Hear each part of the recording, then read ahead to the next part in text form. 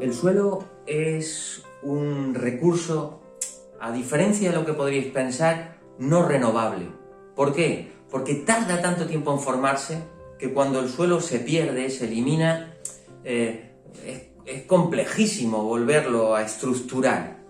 Para que os hagáis una idea, 1 centímetro de suelo, dependiendo del sitio donde ocurra, este proceso puede tardar en formarse entre 100 y 1000 años. Por lo tanto, debemos considerarlo como un recurso escaso y además no renovable. Pero ¿cómo se forma el suelo? Pues el suelo se forma con una serie de elementos metidos en una costelera. Por un lado, en un suelo, como el que podéis ver aquí, en un suelo hay 2 elementos fundamentales. Hay una serie de elementos orgánicos, ya sean vivos o no vivos, ¿de acuerdo? Y una serie de elementos inorgánicos. De la mezcla de estos 2 componentes en esta costelera aparece el suelo. El suelo, vosotros sabéis que se forma a partir de la roca madre, que se va rompiendo a través de distintos agentes que van disgregando esta roca a través de un proceso que se llama la meteorización, y esa roca disgregada pues se va mezclando pues con agua, con el aire, con restos orgánicos, y toda esa mezcla metida en esta costelera donde habría que incluir también el tiempo, pues poco a poco, como habéis visto, se forma un suelo. Ese suelo, además, cuando un edafólogo lo estudia y extrae pues un monolito del suelo, en la Universidad de Granada hay un museo donde podemos encontrar distintos cortes de suelo, pues vemos que los suelos se estructuran en una serie de capas que conforman un perfil. Cada una de esas capas se llaman los horizontes.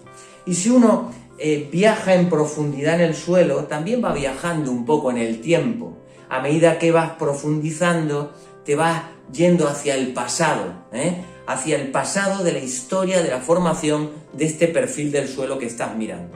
Esos suelos se catalogan por letras, de manera que digamos que la parte más superficial sería el 0, y luego tendríamos la A, la B, la C, la D, serían los distintos horizontes de este perfil. A medida que vas profundizando hay menos materia orgánica y la presencia de la roca madre pues se hace más tangible. De acuerdo, los horizontes C y D básicamente son inorgánicos, y el horizonte B, el A y la parte más superficial, donde está el humus, pues serían horizontes más orgánicos, donde se desarrolla fundamentalmente pues la vida del suelo, donde encontraríamos la parte más fértil del suelo.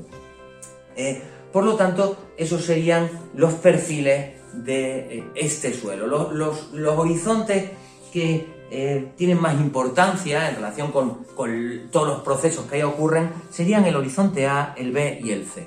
El horizonte A sería un horizonte donde hay elementos inorgánicos, pero donde la presencia de los materiales orgánicos es muy evidente. Una gran cantidad de materia orgánica, ahí viven la mayoría de los seres vivos. En el horizonte B sigue habiendo materia orgánica, pero la presencia de los elementos inorgánicos es bastante mayor.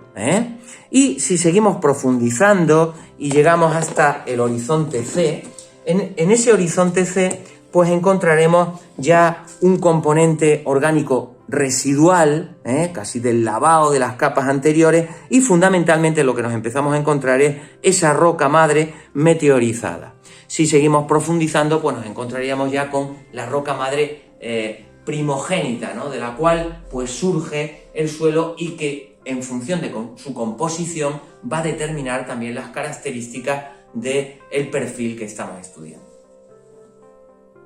El suelo, esta capa fértil que recubre la corteza terrestre, está compuesto fundamentalmente por una serie de elementos sólidos que pueden ser orgánicos o inorgánicos, y además de los elementos sólidos que componen el suelo, encontramos también elementos líquidos y elementos gaseosos.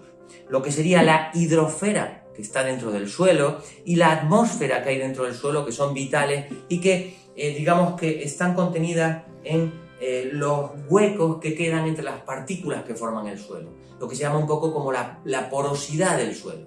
Un suelo bien estructurado es un suelo que podría tener el símil de una esponja, un suelo donde hay huecos y en esos huecos, que es la porosidad de este suelo, el porcentaje de porosidad, en esos huecos se encontraría el aire y el agua que contiene el suelo y que en definitiva va a hacer que esto funcione como un sistema biológico. ¿De acuerdo? Por lo tanto, el suelo es un elemento que, como veis, con el tiempo está correctamente estructurado, con una serie de elementos en interacción, sólidos, líquidos, gaseosos, vivos, bióticos, abióticos, y todo ahí en interacción, haciendo que eso funcione correctamente. En función de la roca madre, de la climatología, en fin, del ecosistema que hay sobre ese suelo, pues encontramos multitud de tipos de suelos. Por ejemplo, pues podemos encontrar en las zonas muy frías los permafrost, que son unos suelos pues pobres, propios de zonas con unas temperaturas muy bajas. En otras zonas más cálidas, más templadas, encontramos los cambisoles, o en nuestra zona mediterránea los suelos rojos. Encontraríamos los suelos tropicales o los suelos arenosos de los desiertos, en fin, que encontramos multitud de suelos en función de las localidades donde nos encontramos, cada uno con sus propias dinámicas, con sus propias características, propiedades, ¿de acuerdo? Pero en todo caso, siempre estamos hablando de que son entornos organizados, y organizados en relación a dos elementos muy importantes. Uno, la textura, que la definimos a través de la granulometría, y por otro lado la estructura del suelo. La textura realmente son la clasificación de los tamaños de partículas que podremos encontrar en un suelo. Si nosotros observamos un suelo, pues podemos ver que pueden haber partículas de distintos tamaños. La proporción de estas partículas de distintos tamaños, desde las gravas a las arenas, las arcillas, los limos, ¿no? Pues la proporción de esas partículas pues nos está definiendo la granulometría de un suelo. Esto, por un lado, es un elemento fundamental en los suelos, pero también estas partículas se disponen en comunión con los elementos orgánicos de una determinada manera. Y eso es lo que define realmente la estructura de un suelo. Textura y estructura de un suelo.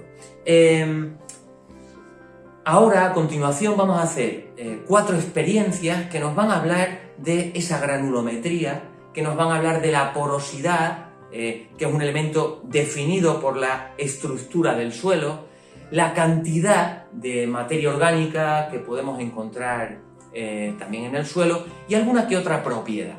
Pero para eso vamos a, si os parece bien, a proponeros una serie de experiencias.